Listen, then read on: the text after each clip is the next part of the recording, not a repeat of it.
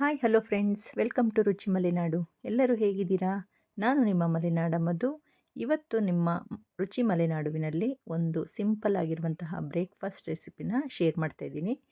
ಏನು ಅಂತ ನೋಡೋಣ ಬನ್ನಿ. ನಾನು ಒಂದು ಪಾವಷ್ಟು ಅಕ್ಕಿನ ನೆನೆ ಇಟ್ಟಿದ್ದೆ.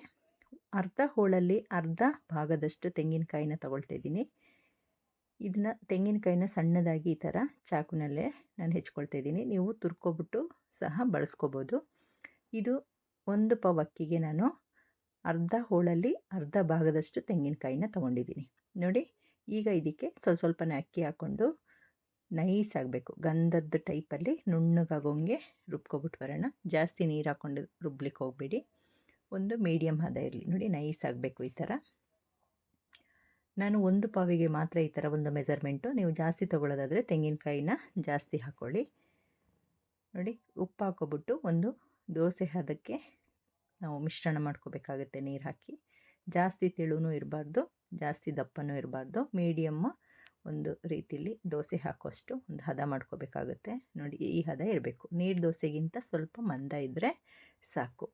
ಇದು ನಾನ್ ಸ್ಟಿಕ್ಕಲ್ಲೂ ಸಹ ನೀವು ದೋಸೆನ ಹಾಕೋಬೋದು, ಇಲ್ಲ ಅಂದರೆ ಕಬ್ಬಿಣದ ಹಂಚು ಬರುತ್ತಲ್ಲ ಅದರಲ್ಲೂ ಸಹ ಹಾಕೋಬೋದು. ಯಾವುದಾದ್ರೂ ಸಾರಿ ಚೆನ್ನಾಗಿ ಬರುತ್ತೆ. ಎಣ್ಣೆ ಹಾಕ್ಬಿಟ್ಟು ನೀವು ದೋಸೆನ ಮಾಡ್ಕೊಳ್ಳಿ.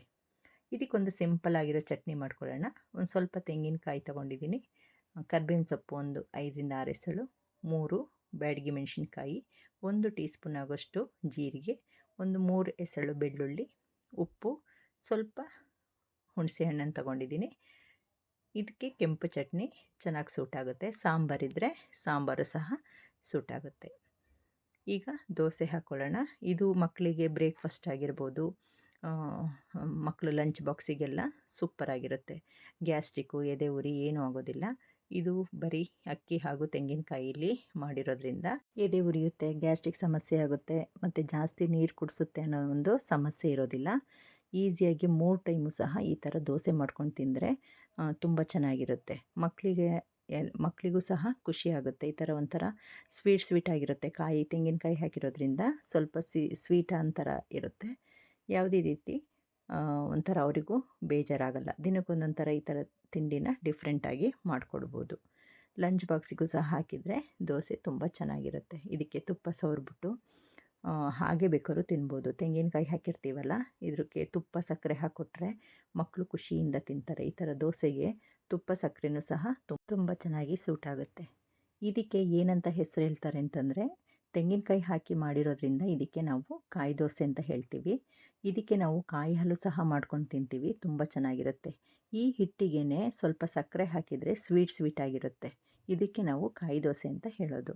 ತುಂಬ ಚೆನ್ನಾಗಿರುತ್ತೆ. ರಾತ್ರಿ ಸಾಂಬಾರು ಹಾಕಿದ್ರೂ ಕೂಡ ಅದ್ರ ಜೊತೆನೂ ಸಹ ಈ ದೋಸೆಗೆ ತುಂಬಾ ಚೆನ್ನಾಗಿ ಸೂಟಾಗುತ್ತೆ.